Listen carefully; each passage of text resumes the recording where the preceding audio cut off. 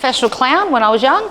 Did clowning at shopping centres and places, and did mime and traditional European clowning, animal balloons. I actually worked in childcare, and then I became a teacher and did pre-kindy and relief from face-to-face for 12 years, and then I was a high school teacher for 7 years, and then homeschooling for 3 to 4.5 years. And my kids, even in that time, I had children who were homeschooling unofficially and officially because of the 100-day rules. Does everyone know the 100-day rule? Do you know the 100-day rule? Your child could be enrolled at school, they can have 100 days off and not get in trouble, really, which means you could actually do 4 days a week and some 3-day-a-week days, which when you have a child who needs a break because of the intensity of the educational world or the intensity of being bullied and they need a break, it's just good to know if you do have to, some people have to have their kids at school or the school structure does help them, it's nice to know that they also can take their children out quite a lot for their well-being. All right, so how does my child think? I just want to cover some things quickly before we get into that, and I've got a little picture to say. So the legislation states that all children in homeschooling or schooling all have to have the same rights, the same basis of a vigorous and relevant and engaging learning program. They have the right to get to that no matter their disability or deficiency or challenge or limitations. They have the rights. So they just everything has to be provided for them. You cannot choose to not educate someone simply because they've got a challenge of any sort or a deficit. Doesn't mean they have the same experience. If you have someone who's in a wheelchair and everyone's going out to do high jump, you think, well, do they go out to do high jump? Well, yes, they do. They go out and they join in what they can do. That maybe they will do the score taking, maybe they'll do the encouraging, maybe they'll do the record keeping, maybe they'll do the measuring, but they have the most opportunity to have the same basic experience with whatever challenges they have according to their individual needs. So the reason why we bring that up is that a lot of children who look at neurodiversity, it gets discussed, and we're actually challenging right now in the neurodivergent community, challenging certain things like the word diagnosis. Diagnosis usually has that idea, oh look, I'm being diagnosed with a broken arm, it's a deficit, it's something terrible that's happened to you, instead of we've discovered that you are not neurotypical, you have a different thought processes, more synapses connecting, more data that you're processing in your brain, and so you think differently. You're not deformed, or you're not at a deficit or a disadvantage per se, but you have something, a different thinking processes going on. So there's actually a whole thing on the website there about when we're educating in homeschooling or at school, we're meant to assume competence, that they can do it, assume that they can do stuff, give them every go and that they can do it, they can have a go, they can participate.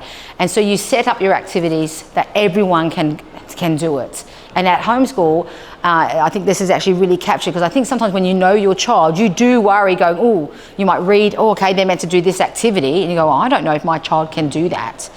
Well, you're meant to be setting up that they can have a go at least and be competent. Always assume that, well, actually, they might rise to the occasion. They might be discovering a new way that they think. They might be discovering a new way and a new part of them, because isn't it funny how we all think we know our children, or as a teacher, you can think you've known a child all year, and then they surprise you. They start doing something. I didn't know you could count like that. I didn't know that you could draw like that. I didn't know you could sing like that. I didn't know you could balance a basketball on one ear. How did you work that out? You did. And I just want to show you this little picture part to demonstrate this. When we talk about neurodiversity at the moment, my little pencil. When we talk about neurodiversity at the present, they talk about it in a spectrum line, but they're changing that. I do have a pencil, thank you. So we talk about people being somewhere on the divergent line, and in Australia, they're actually starting to include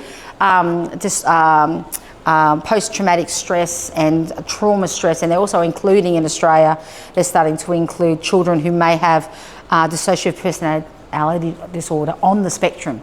So that's actually quite interesting with NDIS funding, how that's actually changing how this sort of diagnoses is going, which is why they're actually changing it. For those who don't know, NDIS is actually going to take away 8% of the funding for NDIS, and they want to move it by 2027, and pretty much because there's been an influx, an increase of 300% of boys mainly, but children under 6 being diagnosed with autism. And so they're now saying, well, how can that be? That's a whole nother question, but they actually want to take them off NDIS and actually hook them into what they're calling thriving kids. You can Google it. It's the goal is for NDIS to move those children off NDIS and actually have them in this other system where they're accessing already established supports. Does really show you though how neurodiversity is being looked at differently. So instead of seeing it on a line that someone might be like non-social and being social, they're actually now starting to map it like this. They have a circle and they have a circle here and they have PP in the middle and then supports on the outside. And PP is your power and purpose and positions. So the way you feel power. And then all this is meant to be the wheels of what you can do.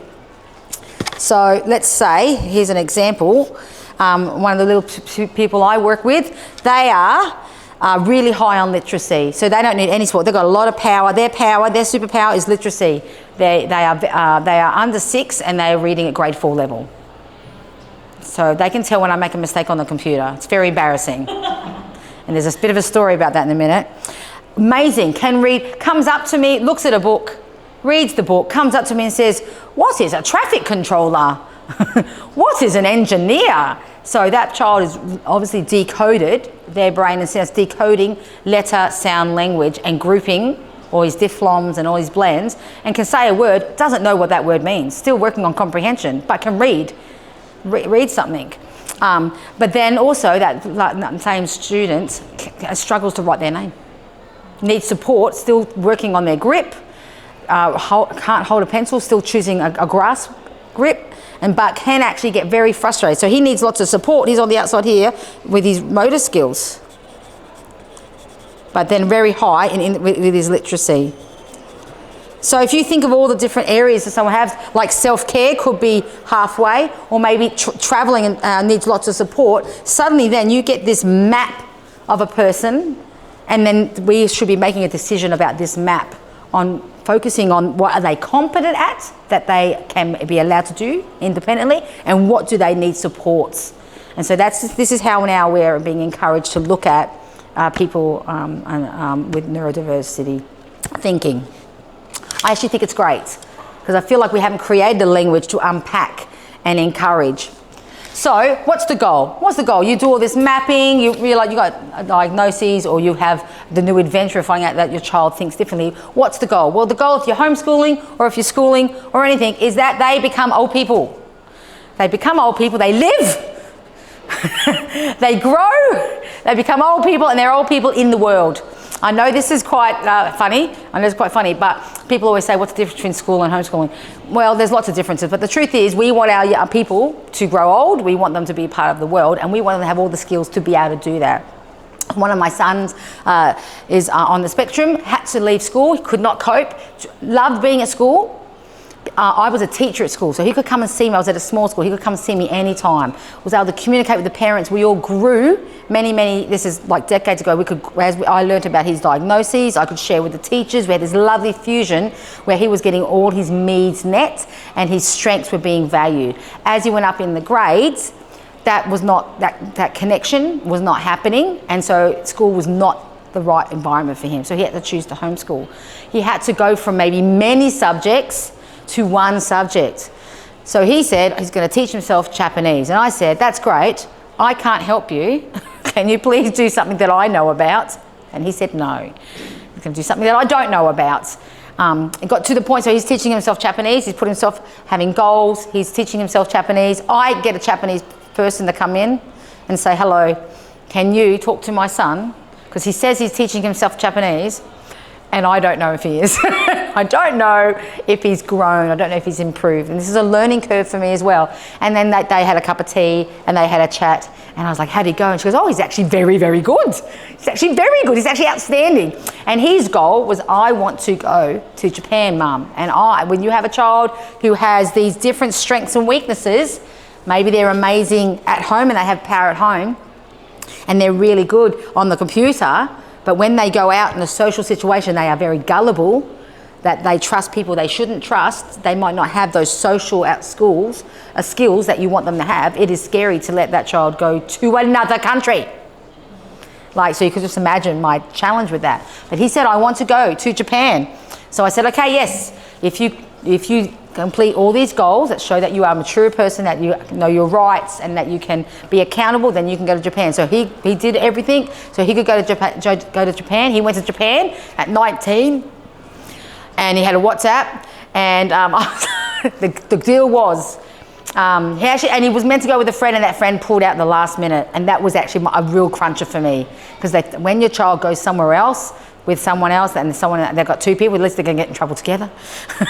Went by himself, and the deal was, well, if you go by yourself, you need to WhatsApp. I need to be able to communicate, and you need to keep that going. So I was like, where are you now? Photo of foot on the plane, photo of the toilet, photo of the food, photo of the door of the hotel, and that's all I have. And then I'm like, can I have a proof of life photo, because he's great at posing, photo, a live photo, thank you.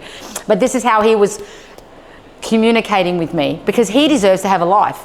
He deserves to build the skills and go to Japan. And he was amazing at speaking Japanese. It amazes me that he has all these strengths and can read another language, read their bowing, all their things, and yet cannot read the room and read when I'm frustrated with him, or read when other people are frustrated with him. I'll just share another story with the same child. So he went to TAFE and was struggling with TAFE, but hanging out with friends, and he went out and I had to go pick him up. And when his friends, I saw him coming to the car, and his friends came past, and then he came past holding hands with a girl. This is so exciting, because you really want them to fall in love. It's really special, because you want that for them, especially if they've not been around girls at all. So he's holding hands with this girl. I'm thinking, yes, he's found someone special. She likes him. They're holding hands. This is wonderful. So he walked her to her ride, and then he comes back and he gets in the car and went, hello. So how are you going? How was your day? So I just saw you holding hands with someone. Oh, yeah, I was holding hands with her name. Oh, yes. And how was that? Oh, yeah, it was fine. So do you like her? He's like, no. Does she like you? I don't know. Why were you holding her hand? Oh, she said her hands were cold. She said her hands were cold. And I was like, like it's Port Macquarie, people. It's never that cold here. Then I said, well, sometimes, it was 17, nearly 18-year-old. Sometimes when a girl says, oh, my hands are cold, can you hold my hand? She's saying, I like you a little, and I want to see what it feels like to hold your hand and how you act when you hold someone's hand. Maybe let's try on that I like you, and then you have a chance to say you like me too. Do you think she was doing that? No, her hands were just cold. Anyway, we didn't see him with her again. But that just shows that that's what we're dealing with, and he had to learn that, there's a different language, there's a whole different way of thinking between what that girl was thinking and what he was thinking. Very, very different. You just missed a really good joke. Just saying. It's okay, I've got more. No, I've got more jokes. So, sorry, I got ahead of myself and I'm getting back. Okay. So the next thing we're looking at is what we're really encouraging now. It's actually been around since 2012, and I'm really passionate about it. It's called double empathy problem. So double empathy problem is a theory that describes the mutual misunderstanding between autistic people and non-autistic or neurotypical people. So what we're recognizing here is the fact that it's actually not a one-sided deficit. We've just actually explained how they're actually moving away, even using the word diagnoses when they talk about neurodiversity, because it's not like you've been just catching up this person. So we're saying it's not a deficit, it's actually two different ways of thinking like talking, my son, maybe talking to me and then talking to someone in Japan, he chooses different ways of using syntax, different words, different language, different ways of being, whole different way of thinking in Japan than in Australia.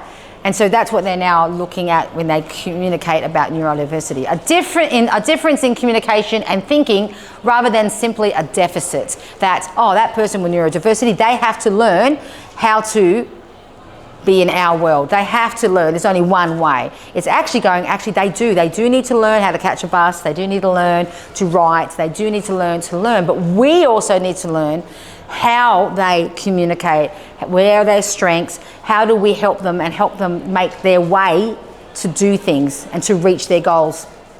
So an example of that is tarfish. This is a joke, it's really good. So I'm in a classroom helping out these children, and like I said, one of the children I have cannot write their name, but can read like years and years above. We're looking at X-ray, learning the sounds, X-ray, we're looking at skeletons. We want to look at skeletons, pick an animal. Some children, cats, we look at the cat skeleton, look at the X-ray, ooh. Then I go, oh, and can we look at a starfish? Yes, let's look at a starfish. And I type really fast, starfish, press enter, and it just comes up with fish. Because I typed so fast that I had missed the S. So it just said I'd searched tarfish. And I said, oh no, now all the kids are just like, what's gone wrong? The child who can read goes, you typed tarfish. And I said, yes, I'm being a bit of a tarfish because I went too fast and I need to actually slow down.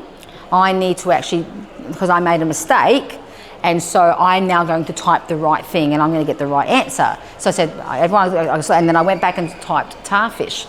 So what's really funny is that the other children didn't get the joke, but that child, he got that joke. And then when we actually had other situations where he would go too fast and get frustrated, overwhelmed, misread a situation, I said, I think I'm being a bit of a tarfish, or do you think you're being a bit of a tarfish? And he's like, I'm being a tarfish. So we had created this special little connection where we've made a way of understanding. Maybe if I had tried to use complex techniques with him about how, when we move too fast, we're missing the spaces and we're making silly, all that jargon, it went to, let's not be a tarfish. What can we do? And this person, when they get overwhelmed, they scream because they are still learning how to ask for help. And there's a lot of those types of calls for help that we might go, oh, they're screaming. When someone screams, everyone moves away. But they are screaming, wanting, because what happens when a child screams? What does mums do when a child screams? We move closer. But when there's an emergency, when there's someone screaming, everyone moves away. Not everyone moves close. People move away and assess and then re-engage.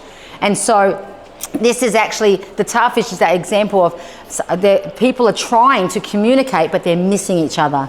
They're missing the connections. And the goal now is to actually realize double empathy is that, okay, I'm going to learn about you and how you communicate, and you're going to learn about how neurodivergent people communicate and how non-neurodivergent people communicate. Okay, so both should adapt their communication style. I can't hear you, someone screaming. And that's that example I was saying. So one of the children I work with, when they get frustrated, they're trying to get pieces together. Like I said, they can read all the instructions. They're reading the instructions out loud for everybody else. They can't get the two pieces of Lego together. And what do? Scream. Everyone thinks he's got hurt, he's going to fall over, someone's got a knife, and whatever's been on the news. Everyone's panicked. And I walk over and he's like, no, why does no one help me? I said, I'm sorry, I can't hear you because someone is screaming. And yes, I am screaming, because he's not realizing that his screaming is not what he's communicating. And I said, well, what do you want? I want help. Well, then you say, I want help and I will help you. So he's trying to communicate, as in the past, I communicated with his parent. So people heard him scream and they just were like, well, it's too much. He's meltdown, we can't connect with him. Not realizing it was actually an opportunity. He's trying to communicate, we're just having a miss moment, and that he's in still a place where we can communicate and connect with each other. Is this reaching some people? I just want to check, are you learning anything? Are you liking this? No? Yes, just checking. Excellent. The face game, one of my other children, would, like I said, they're reading all these other things in the room, but they're not reading perhaps people's faces. And so I would have a game with one of my older children where I come home and I go, I'm happy, make a happy face. You make a happy face. He walks in like this. I said, oh, I'm happy to see you. You happy to see me? And he goes, no. Okay, so how do you feel? Show me your face. And he'd be like, ugh. I said, is that, I said, what do you think you're saying to me? He goes, I'm sad. I said, well, but your face, you're doing this. And then I'd mirror back. I said, that's actually a frustrated face. And then he'd go, oh yeah, I'm sad and frustrated. Oh, excellent. Okay, so you don't feel good. I'm happy to see you, but you're sad and frustrated. Yeah. So we had this face game because he can't read his own face and he can't read my face, but he still is very bright, can read and understand that people's faces make feelings. And now it's actually quite funny because now we just see each other and I'll be like, yo, and we both go, and then we just go playing again. But it's this connecting. And we even got to the point where we're drawing compics. Compics are pictures of direct instruction. They'll have things like how to pull up your pants for the toilet or how to write or how to make a face, frustrated. We're leaving those messages with whiteboard markers around the house to communicate and around classrooms to communicate. And one of them was actually on the toilets. I do have my whiteboard markers work on toilets. Don't use them anywhere else, that's weird. But on the lid of the toilet, so just go to the toilet, face. Oh, I drew a face, oh, like this. Someone not happy because someone was not flushing. Oh no, this is the face that people leave when you leave your things there. And so he's making that connection. And then he makes jokes about it all the time. And then what was quite funny, then I went to my toilet the next day and he'd left a picture for me as well. So it's like a game, but the game is still learning and processing. Instead of me, maybe it could, honestly, I could bring him over and be confrontational. You left something in the bathroom. We are frustrated with you. You've made a big mistake. No, you're a human and you may not have thoughts that some people do not wish to see that. And they'd make this, oh no, I don't like to see that face. Because when you actually talk to him, do you want people to be uncomfortable? No. No. Do you want to leave that for someone? No, I don't. They don't want that. A lot of children on the neurodiverse, I have lots of people come to me saying, oh, they just don't want to please the adults. It's the opposite. They want to please the adults. They actually don't want to be in conflict, but they don't know how to please the adults around them. They don't know how to make them happy. Just imagine that. Just imagine not knowing how to make someone okay with you. It's very frustrating for them. So we want to connect with clear communication and patience. So this is where we start actually checking in. A lot of education have problems where people, even at homeschooling, we're like, yeah, we're just going to get the things done. We've got to tick off that you're getting stuff done. Instead, actually, does that make sense to you? And we're so blessed in homeschooling because we can actually, it's written in all of the documents, even for schooling, but for homeschooling, where you can just say, how can you show me that you know that? How do you do it? One of my passions is the fact that we can find another way. So with the student who is really high in his literacy and he cannot hold the pencil, he cannot write, but he can use his finger and write in sand. So we're down in the sand pit and he's right. It's amazing because on his records it's like cannot write, struggle writing name. And yet take him down to the sand and suddenly he's forming and writing all these words and even sentences and going, whoa. We have found a way to unlock your strength. You are competent. I should have assumed that you could do it. I just had to find how. How can you do it? I think that's what's wonderful homeschool. You get to try different things all day, all time. Looking at resources that can help unlock that. Hello. All right, so finding their way versus correcting. The system right now in a lot of therapies are changing, moving away from just correcting, but actually going, now show me a way, yep, and letting them know, yep, you have reached the goal. And that's why when it comes to homeschooling, we really want to make sure, and at schools, that's the thing that they focus on as well, is what is the goal for this child? What is the explicit goal and what strategies are we using? I understand that unschooling and having freedom to feel comfortable in your space is really essential for a lot of children. They get very tired because learning is actually very exhausting. But without goals, how has someone grown? We want to make sure that people are growing and improving. What do you want from me? Direct instruction. It always amazes me. So I just checking my little notes, thank you. It actually amazes me how many people feel that their kids aren't growing or are progressing. It's just they're not capturing it. And I think in the school and homeschool community, we have to realise that might be one area is really capturing their learning. I just want to show you a few techniques that make it really, really, really easy. So one of the easiest things you can do to capture learning in the homeschooling environment is this. You give them a blank piece of paper and you say, write everything you know about rocks. That's it. Rocks are round. I've stepped on rocks. I can't throw them through windows. Mum does not like rocks in the toilet. It's all the things I know about rocks. Excellent, excellent. You date it. And then you go on a journey for the next 6 weeks. Go down the Corey Island and pile up rocks. Learn about volcanoes, learn about different types of rocks. Start a rock collection. My kids always start rock collection, feather collections, shell collections, anything that's free collections. We've got dried insect collections.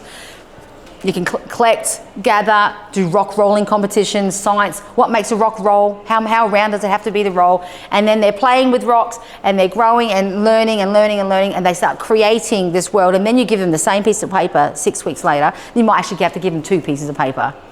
And they're drawing volcanoes, they're drawing the shape of rocks, they're drawing all these different things. But what's really great, when you have Tyrrell come visit you, I love the AP, the authorised person. I love how that stands for authorised person. Just imagine, I'm going to call myself an IP. My husband's authorised me to do some things. I'm an AP. No, I'm not an AP. I am not an AP. But you can show them, because the goal in both things is that every child has that vigorous opportunity to learn, and that you show evidence that they have that growth. If you can prove growth and improvement. Do you know some teachers in some terms have kids that cannot see growth? And guess what? You're not always meant to.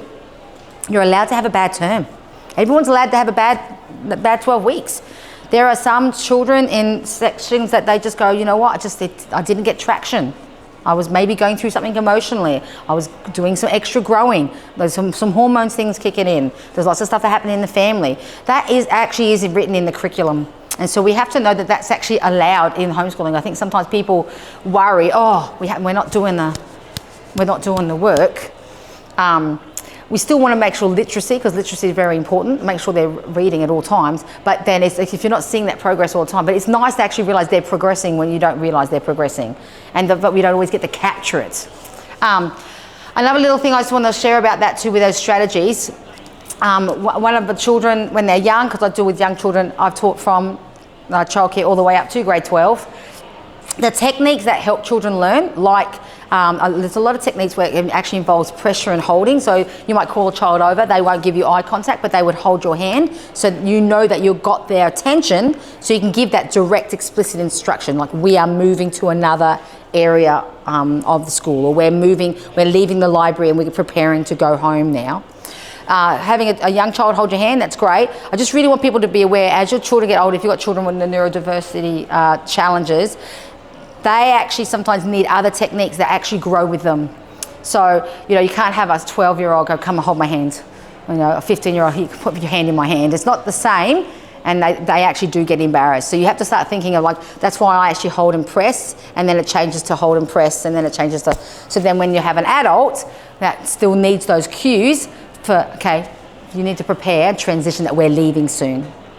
So did everyone catch that? So that's actually something that we also, sometimes we're like, because we're like, we've worked out how this child communicates with me, but it's got to be constantly changing to prepare them, because the goal is that they are old people in the world. They're older people in the world doing life. So we have to also think about that as we're teaching them.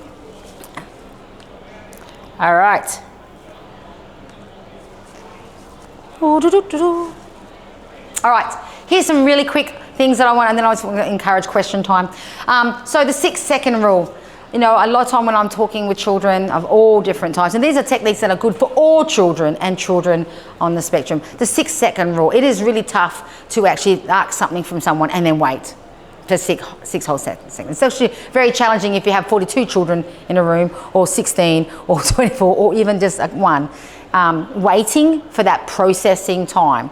It's not that the misconception is that they're not processing. It's not that they're not processing. It's actually they're processing so much that they're still focusing on you. Hello. You can continue. Yes, so that they're focusing so much that then they're choosing to filter all that out, so then they can respond to what you've asked them. And that's actually how we're trying to look at it more with the research that's going on.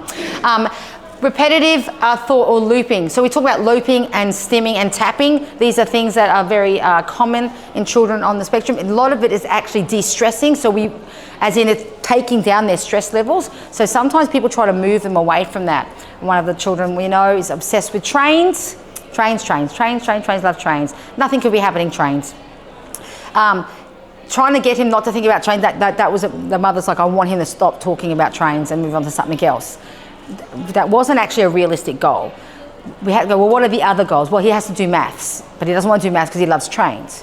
Right, well, he loves trains, and trains have tracks, and tracks have distance, and tracks have space and travel, and you can do time, and you can do kilometers. Oh, well, look, we can do maths with the tracks, and it's connected with the trains. So we were just doing that little change. And so that was able to stretch him.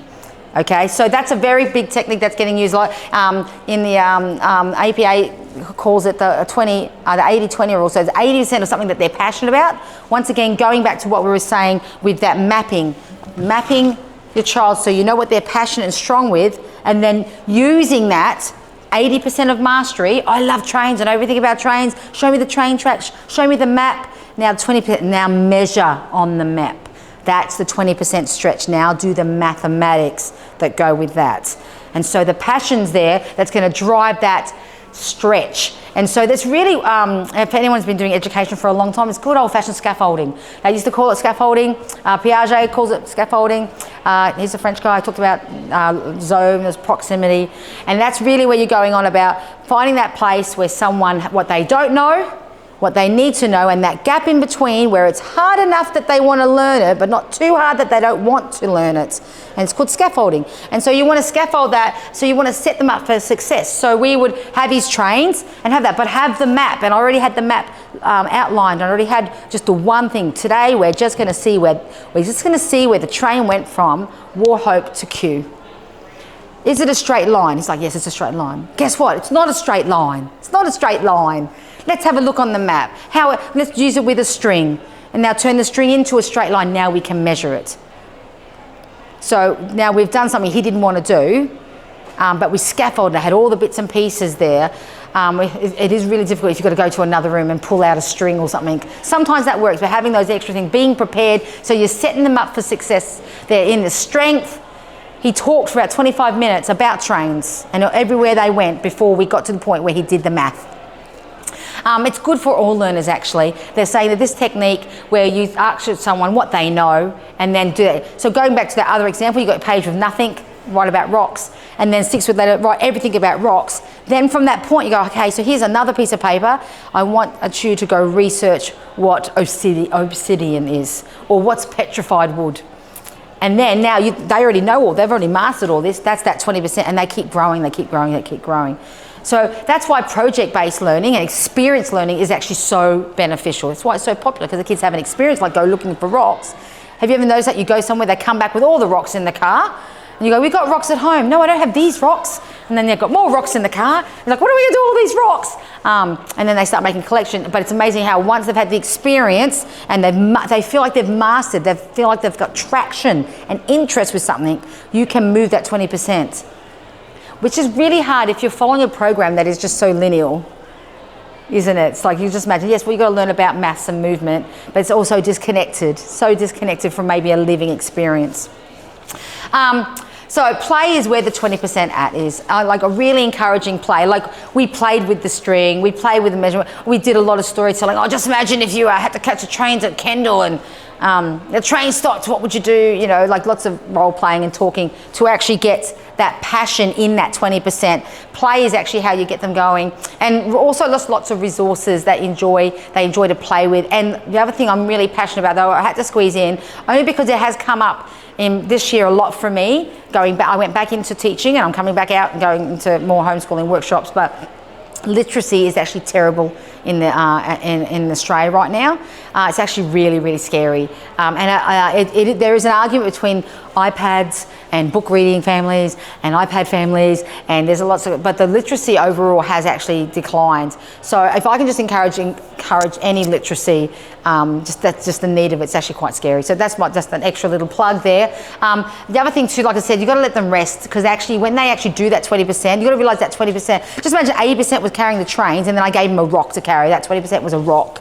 It's really heavy. It's a strength and the stretch. It's a stretch. They're going to be tired, especially if they're neurodivergent and they've had to focus. They actually get very, very tired. And I think people need to recognise rest days. Most programs in the educational sector right now for children with neurodiversity are programs that happen 3 times a week, not every day.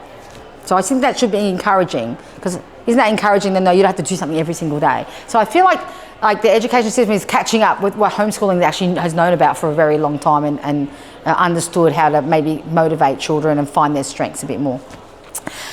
So I have lots of other things I could talk about, but that's actually the end of my talk and my time. I can do other questions about neurodiversity and some other research on that, and some other things that I've done. Like sensory things. We've done coffee and fusion at our house. We obviously, I've got a child who's obsessed with the human body and drawing the human body. Terrible essays, great at drawing, and even gave her a typewriter to improve her writing, and she used it to make a picture. So it's okay. It's okay. So I don't know if you can see. I said, I'll get her a typewriter so she can feel the typing and the words, and then she used the typewriter to make a picture, which is not what I had planned for her to do. But it just showed, though, that how that 80%, but the motivation to get that done. Also, I had to learn about history. Assessment was like, you make history. I don't want to learn about history. We'll make a samurai suit. Stay up all night making a samurai suit out of cardboard, but will not write about history at all. Wouldn't want to learn about it, but doesn't want to. Loved the costumes, but did not know. So that's where things like ChatGPT is really helpful, because they can just write their ideas as they're saying them and say, now make this concise and in sentences. And that's more that older, getting into the high school sort of realm. We don't want to get too dependent on it, but it is actually a really useful tool. All right. So I'm going to leave it there. Like I said, I do have other bits and pieces, but I could go on for ages. But that's the problem, isn't it? That's the problem. I'm a bit too passionate. Do I have anything else? Oh, yeah. Children on the spectrum, they can't read other people's faces. They love making masks. They know how to make a mask to make an expression. You say, make a sad mask. They know how to make a sad mask. They know the elements of a face, but they can't read the face. Isn't that fascinating? I think that's absolutely fascinating. They can sit there for ages making a mask and tell me what that mask means, but they can't tell when their brother's upset or their sister's upset. It's really, really quite powerful. So yeah, anyway, I'm going to leave it there. Thank you very much. Thank you very much. Thank you very much. Any questions? Oh, please have questions. I've got more funny stories. I have a question on the literacy part. Yes. Why do you think there's such a big decline on it? To be honest, the research is saying 2 things has happened. Number one, it is a lot of people aren't doing preschool, what they call precursors to understanding language. So they're not doing sound recognition, and it's quite interesting because the government spent lots of money, and if anyone, lovely Cassie's got that program out there, which is quite funny because her program's really quite realistic, and the program you're made to do at school is actually really expensive, and that one's better. Still recording, wait a minute.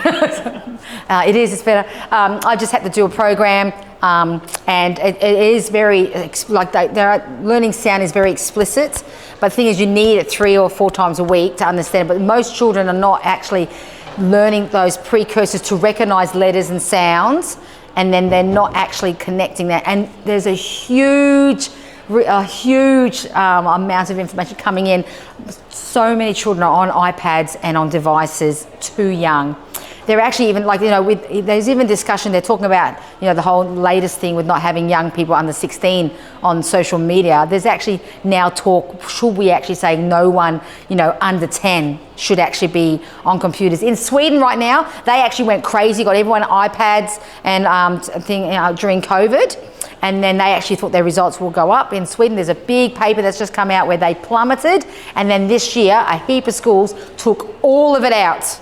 went back to pen and paper, except for a iPad lesson and a robotic lesson. So it's not like they go and do a specific 40-minute lessons, but the rest of their learning was with paper and pen and those old school techniques, and everyone's result went back up.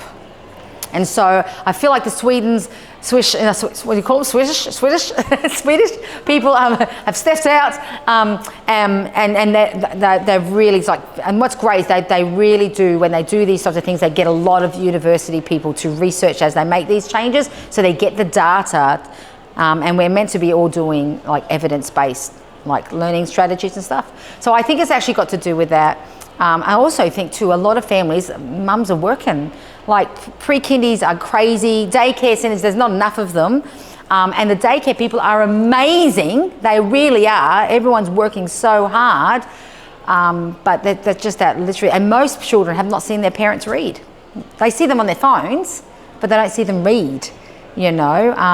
And so I think there's something with that coming across. And just even the way people talk, like when I was young with my children, I'd be like, oh, look, that's a you know. They even say the way they talk. It actually was a big thing just recently on the New South Wales website about people with babies. Like if you have a baby, it says, it's a big thing, big sort of pocket that popped up. Please sing to your baby, because they've even reckoned that people are having less eye contact, a lot less verbal and less singing with their children because they're on the phone. They're not singing and looking and talking to their babies.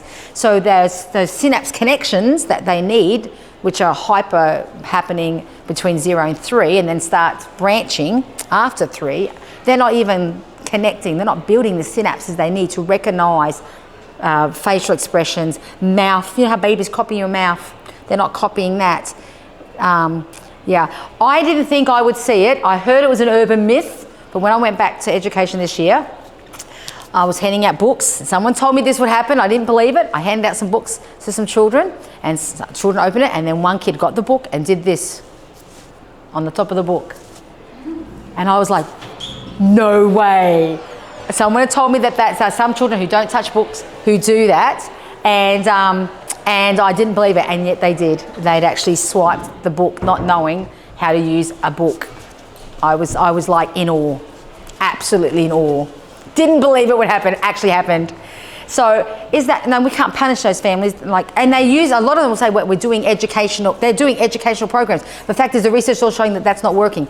Old cartoons used to change their visual representation every 38 seconds, and children were able to capture and focus and maybe get into messages on old cartoons. The cartoons now, they're changing every 8 seconds. And it's a different dopamine fix, and it's actually lighting up different parts of the brain. So young people's brains are not growing the same as the people who did those old cartoons. Old cartoons aren't the same as the cartoons, which is why a lot of people who are neurodivergent have a passion for anime. Anyone into anime here? A lot of those anime sort of drawings, and even, not that that was perfect with Eden's drawing, but this, it's gonna make me go all the way like that, is it? Here we go, back there. Eden got into anime and drawing the human body, but it's also because a frozen picture gives you look at this. She's drawn the person, he's grumpy, he's saying ha ha ha. They get extra symbols. In anime, a lot of the cartoons, the person's not just angry, they're like, It goes for more than 8 seconds, it goes for like 12 seconds. They've communicated a clear, precise emotion, and that person's caught it. Everyone's caught it. It's anime, and that's why a lot of people on the neurodivergent thinking appreciates anime. They're getting that clear messages, they're getting the storyline, they're getting that clear expression. So yeah, and so that's why I think that's one reason why that has jumped up in popularity. So I actually finished my talk. We're just doing questions now, but I can walk on to talk to you about anything else. Sorry, we missed it. No, that's all right. It's okay. I can run it through any time. Is there another talk after me, or do I just keep chatting on? You look like you've got lots of things to do. Did you enjoy? I did. Oh, thank you. Sorry? I was seeing what the next. Oh yeah, what's the next thing on? Because I don't want to get bothered. 12:30. Oh, 12:30. All right. Well, and it's just what else could I have? So do you want me to do a summary or what else can I go into right there? So like I said, Another thing, I might just go back to this one. We were unpacking and just finishing with homeschooling. Like I said, the way it's written on the curriculum and what Cyril has to check, you just have to prove that you have actually had captured growth. So if you have goals, if you've recorded goals, and usually with timetable you have goals, and they are meant to coincide with the stages, and now they are starting to ask for expectations for outcomes, which is actually quite interesting because I've only actually asked for that recently. They actually never used to ask for outcomes, and we used to argue that we didn't have to, because that's why teachers go to uni, is so they can read outcomes. Why does an everyday family person need to read outcomes? You don't. But they're starting to now demand outcomes. I don't know if has anyone got assessed lately with Tyrrell? Next week. Nor next week. Yeah. So she will let you know sort of how they want to do that, because so she'll communicate, because that's one of the expectations. And I think it's because, so in Port Macquarie, so 3 years ago it was 600 families that were homeschooling. It's now gone up to over 900, and they actually, the statistic on the NESA website, and if anyone saw that, there was actually a special on 60 Minutes where the minister, which is quite funny, the guy who's in charge of the homeschooling for NESA, who sounded very droll. He didn't seem very passionate about it, so I was very annoyed. But he actually shared that the statistics they have is that after 50% of children will be being homeschooled by 2050 in Australia, if the trend continues. If the trend continues, then you can go on that's on 60 Minutes, that you can get on YouTube to check that. There's actually been two other interesting shows on homeschooling with Four Corners and the ABC Insight. So if you want to check those, they've actually had some really interesting things, because homeschooling is actually getting so much traction. The reasons they're saying people are homeschooling, a lot of people are what they call lingering. So they've got the children under 7, they don't want them to go to school quite yet. They feel like they do have the skills to teach them the literacy that they need.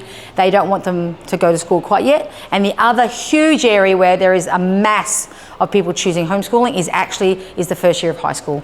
A lot of children are trying high school, not having a positive experience, really being overwhelmed, bullying, social media. There's many pieces that come together with that.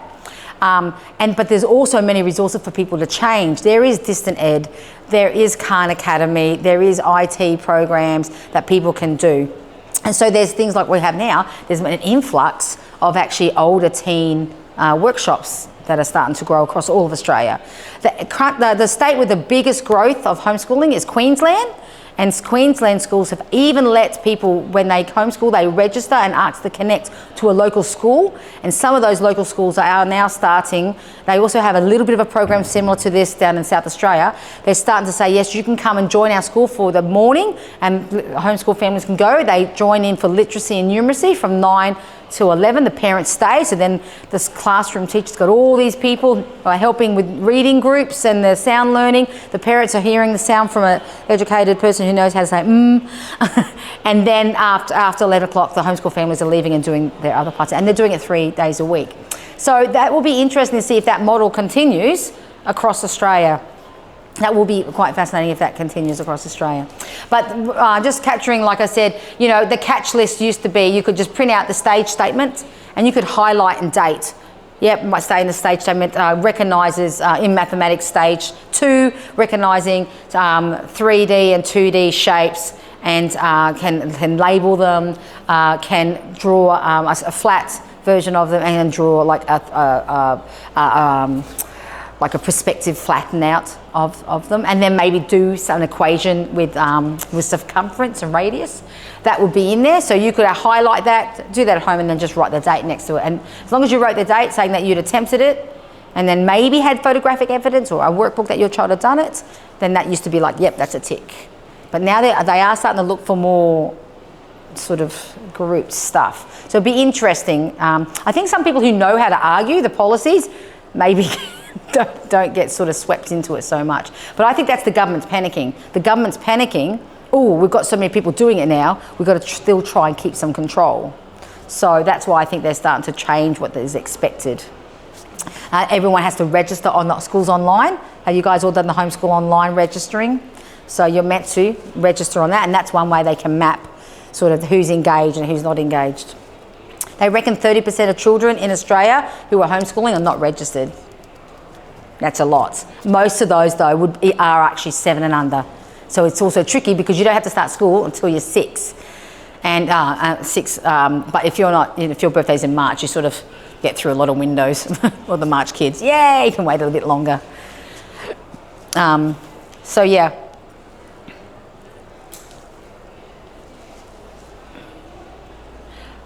So another thing we really go on, like I said, can you show me, show me, I'm going to have a comma there, what are you learning about? The other big thing they talk about with kids who are neurodivergent is that we actually don't give them very good feedback. It's like, you did it or you didn't do it. I'm happy with you or I'm sad with you.